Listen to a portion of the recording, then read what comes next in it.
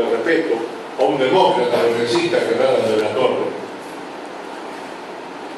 Frondizi, a los hombres de mi generación y a los de la generación anterior, quizá el compañero Bernasano, que es uno de los más antiguos de todos nosotros, nos marcó profundamente. Los Frondizi, los padres de don Arturo, vinieron de España a fines del siglo XIX, perdón, de Italia a fines del siglo XIX, en 1892. Ya venían con dos hijas a cuestas, las hermanas mayores de don Arturo. Se radicaron en Paso de los Libres, un matrimonio típico de inmigrantes italianos. Él, don Julio Frondizi, un librepensador, más cerca de las ideas anarquistas que de cualquier otra, y su esposa, una cristiana, una católica tradicional, que no abandonó nunca el culto religioso. El primer hijo nacido en Argentina se llamó Américo, quizás por reconocimiento a la tierra que habían escogido como nueva patria. Nació en 1896. El último de los hijos de Frondizi fue Ricieri, 1910. Es decir, en 14 años tuvieron 12 hijos en la Argentina. Don Arturo, que fue el penúltimo, nació en 1908. Dentro de pocos días se cumplirán 102 años de su nacimiento. Y le precedió su hermano Silvio. Fíjense ustedes los tres últimos hijos de la familia Frondizi: Silvio Frondizi, Arturo Frondizi y Ricieri Frondizi. Realmente un desparramo de inteligencia y de intelectualidad dada al país. Frondizi cursó sus estudios primarios en Paso de los Libres y los secundarios lo hizo una parte en Concepción del Uruguay y terminó sus estudios secundarios en el Colegio Mariano Moreno, el Colegio Nacional de Buenos Aires. Luego ingresó a la UBA y la carrera de Derecho la terminó en 3 años, con diploma de honor. Diploma de honor que se negó a retirar de la Universidad de Buenos Aires porque por aquel entonces se había producido el primer golpe de Estado. Uriburu había derrocado a Hipólito Yrigoyen y eso marcó una definición política en don Arturo. A partir de entonces se escribió el yrigoyenismo, corriente que nunca más abandonaría hasta el final de sus días. En ese ambiente familiar, donde la intelectualidad parece haber sido el común denominador de la familia, creció don Arturo Frondizi. En un ambiente de austeridad, en un ambiente donde se debatían las cuestiones ideológicas, pero se respetaban tremendamente las disidencias que podían tener dentro aún del seno familiar. Cuentan los biógrafos de Frondizi que jamás en esa mesa familiar se escuchó a uno levantar la voz respecto del otro. Tanto era el respeto, el cariño y el afecto que se tenían recíprocamente. Frondizi, ninguno de los Frondizi, cualquiera fuera el lugar que ocuparan, conocieron el lujo ni la displicencia social. Fueron un ejemplo de austeridad republicana, casi exagerada. Frondizi no farandulizó la política, consideraba que la política era una ciencia que tenía sus leyes y su método. Ninguno de nosotros podría imaginarse a Frondizi en Bailando por un Sueño ni ninguna de esas otras cosas tan comunes en la época moderna.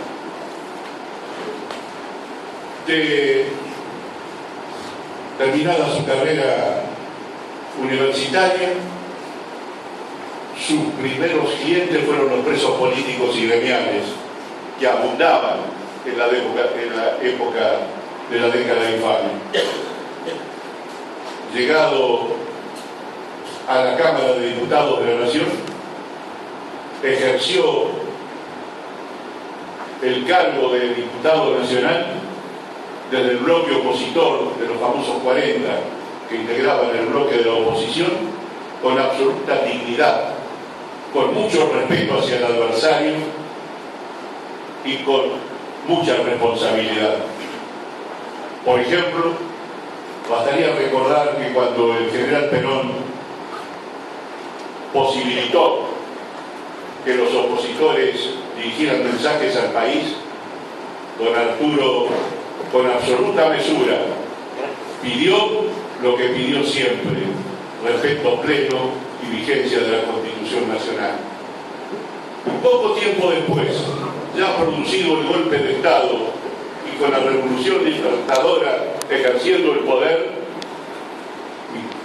fue uno de los pocos dirigentes argentinos que pidió la pacificación plena, que reclamó que no se abusara de la libertad gremial, porque corría el peligro de la atomización del movimiento obrero, y recordó que el país necesitaba de un movimiento obrero fuerte, unido y centralizado, porque si no, no había posibilidad de asegurar la vigencia de la paz social.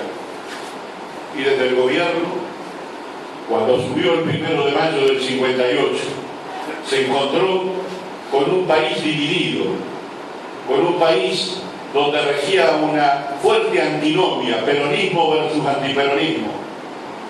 Por ejemplo, aquel famoso decreto ley 461 del año 56, que penaba con prisión al que nombrara en voz alta el nombre de Perón o de Evita. Ahora eso nos parece una enormidad, un absurdo, sin embargo estuvo vigente en el país. Cuando tuvo que asumir la responsabilidad de gobernar, se encontró con grandes problemas. El país estaba en un cuello de botella. Por ejemplo, una de las campañas que largó, la campaña del petróleo, comprendida por muchos pero incomprendida por otros tantos.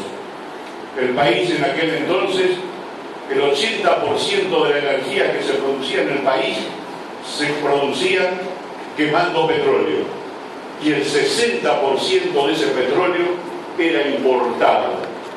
Un ministro de Perón, que se llamaba Eduardo, escribió un libro cuya tapa decía: carne más granos más lana es igual petróleo. Todo lo que vendíamos al extranjero lo teníamos que invertir y a casi no nos alcanzaba para comprar el petróleo importado. Lo mismo pasaba con la siderurgia. Frondizi nos recordaba una anécdota. Perón quería sacar por unanimidad en el Congreso de la Nación la ley creando la Sociedad Mixta Siderúrgica Argentina, SOMISA. Y el radicalismo en aquel entonces se oponía al capital mixto. Entendía que debía ser totalmente capital estatal. Conversó Perón con Frondizi, porque lo tenía entonces distinguido como uno de los hombres más estudiosos de ese bloque. Y después de muchas conversaciones logró convencerlo de que esa ley, la de Siderurgia Nacional, debía ser una ley sancionada por todos, porque un país sin acero no tenía ninguna posibilidad de crecimiento. Así nació SOMISA. Otra de sus grandes preocupaciones, la red vial, la infraestructura vial. Santa Fe es un buen ejemplo de eso. Recuerdo que lo acompañamos todos nosotros, con el presidente de nuestro bloque, Astudillo, a Reconquista, cuando lanzó el plan de reactivación del plan de pavimentación de la Ruta 11. La Ruta 11 llegaba hasta San Justo, y a Vera, cuando llovía había que entrar en carro o en carreta. Desde entonces la ruta se extendió hasta el Paraguay, todavía está igual, no se ensanchó todavía ni siquiera 1 centímetro a cada uno de sus costados.